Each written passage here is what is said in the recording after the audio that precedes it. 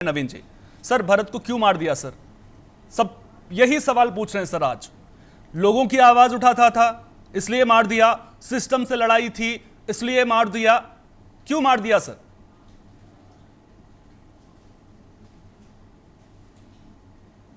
Unmute कर दीजिएगा sir.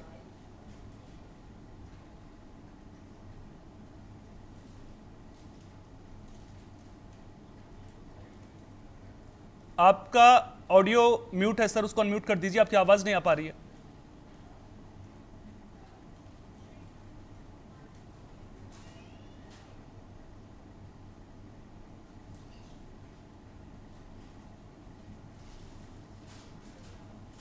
अभी आपकी आवाज नहीं आ पा रही है, उसको सही करवाते हैं। तब तक मैं आरजेडी का पक्ष भी यहां पर समझने की कोशिश करता हूं। दिनेश पाल जी, अब सरकार लगातार ये कह रही है कि जो कथित एनकाउंटर है उस मामले को लेकर के जांच की जा रही है।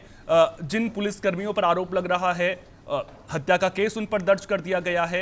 अब पुलिस तो जो सरकार है वो तो एक्शन लेती हुई नजर आ रही है। क्या आप जो सरकार अभी तक कदम उठा रही है उनसे संतुष्ट हैं? सोहन जी, ये आवाज रिपीट आ रही है, मतलब इको है। ठीक, उसको दुरुस्त करवाते हैं। आपकी आवाज आ रही है, अपनी बात रखिए सर तब तक। ये बहुत ही दुख की बात है। पूरे बिहार के जो एक पुलिस पे जो सवाल हो रहा है उस पर सरकार पे सवाल है, और सवाल जायज है कि सरकार की यह हत्या साफ दिख रहा है कि हत्या हुई है। हमारे नेता आदरणीय तेजस्वी जी ने प्रेस कॉन्फ्रेंस में कहा कि फेक इनकाउंटर है। हमारी पार्टी की तरफ से एक कमेटी गठित की गई कि सीनियर नेता उदय नारायण चौधरी जी की अध्यक्षता में गई। उन लोगों ने बल्कि अभी कहा कि जो हमारे विधानसभा के या विधान परिषद विधानमंडल सदस्य हैं उनके एक सर्वदलीय कमेटी बनाकर निष्पक्ष जांच कराई जाए। अब और यह देखिए, जो एक इनकाउंटर जो है, कल मनोज झा जी ने कहा कि पुलिस जो इनकाउंटर अधिकांशतः क्या करती है, सच्चाई को छुपाने के लिए झूठ का सहारा लेती है। अगर भरत तिवारी का लाइव वीडियो नहीं होता तो शायद सरकार भी नहीं मानती और सरकार के जो एनडीए के नेता हैं वो भी नहीं बोलते। लेकिन भरत तिवारी ने लाइव वीडियो किया जिसमें साफ दिख रहा है कि हथियार वो फेंक रहा है, समर्पण कर रहा है, उसके बाद उनकी हत्या की जा गई है। इससे पहले भी कई इनकाउंटर पे सवाल खड़ा किया, जैसे कि रामधनी यादव पे उनकी बहू ने कहा कि थाना के पीछे लेकर पुलिस मारी थी, उन्होंने सवाल किया था। तो जब से यह सरकार बनी है ताबड़तोड़, मतलब एक तरह से इनकाउंटर के नाम पे गोलियां चला जा रही है। और इन पुलिस को मनोबल हाई करने के लिए या भड़काने के लिए कोई छोटे पदाधिकारी नहीं बल्कि बिहार के मुख्यमंत्री बार बार मंचों से कह रहे हैं कि ठोक दो, जाति पूछ के ठोक दो। मतलब यह जो माहौल बना जिससे पुलिस ही अपने को न्यायालय समझने लगी। और इसके बाद कई इनकाउंटर हुआ, लेकिन एक इनकाउंटर ऐसा हुआ जिसमें कि वीडियो सामने आ गया। अब आप देखेंगे कि जिन पुलिस कर्मियों को सस्पेंड किया गया है उनपे एक पुलिस पदाधिकारी कल प्रेस कॉन्फ्रेंस हम सुन रहे थे, उन्होंने कहा कि वो जो पहले दिन गए थे गिरफ्तार करके नहीं कर पाए, उस आरोप में सस्पेंड किया गया है। इनकाउंटर वाला हत्या के आरोप में सस्पेंड नहीं किया गया है। यानी कि इनकाउंटर पे पुलिस से बचने की कोशिश कर रहे थे, सरकार बचने की कोशिश कर रही थी।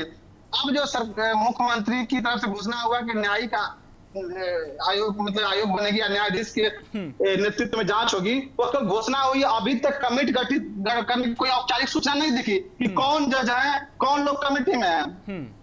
2 दिन बीत गए और उसके बाद यह घटना लगभग आपको पटना के नीट कांड की तरफ इशारा कर रहा है कि जिस तरह से नीट छात्रा का हाई लेवल कनेक्शन था और उसमें आज तक न्याय नहीं हुई। बिहार की पुलिस प्रशासन लिपापोती की, सीबीआई ने भी लिपापोती की, लगभग वही स्थिति यहाँ भी है।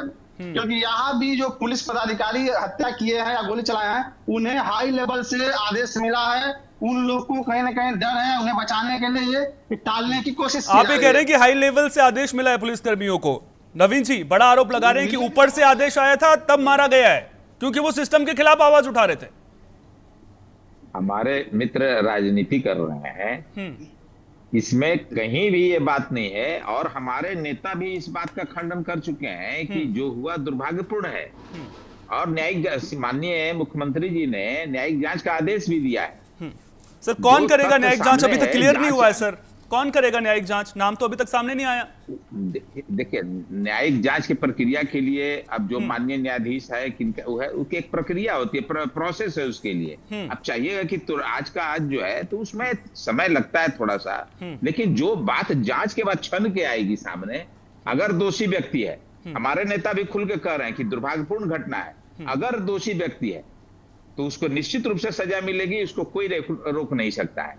और माननीय मुख्यमंत्री ने कभी ये नहीं कहा, हमारे मित्र ने कहा कि जो है उन्होंने कहा कि ये कर देंगे, वो जो अपराधी है वो बख्शा नहीं जाएगा, ये हमारे माननीय मुख्यमंत्री जी का कहना है।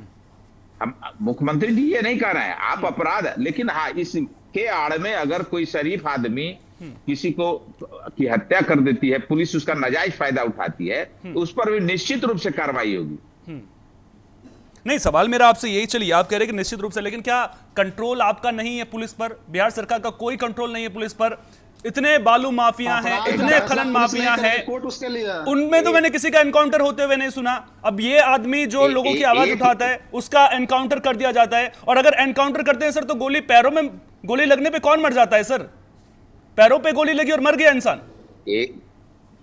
एक पैरों में गोली लगी। अब तो ये देखिए, अभी हम जो भी घटना है ये पूर्णतः दुर्भाग्यपूर्ण है, लेकिन पैरों में गोली मारी पुलिस ने अगर इस तरह का कांड किया है, सरकार के आदेश पर नहीं किया है, अगर किसने गलत काम किया है तो निश्चित रूप से सजा मिलेगी उसको। पैर में गोली मारा या बाकी चीज मारा, बिहार पुलिस सरकार से बाहर है?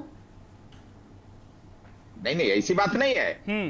वो प्रशासन के विपरीत जो है, अगर उसने कोई प्रशासन ने गलत कार्य किया है, मुख्यमंत्री और हमारे सरकार की तरफ से ये मंशा जीरो टॉलरेंस पर काम करने का है, और हमारी सरकार स्वच्छ प्रशासन देना चाहती है।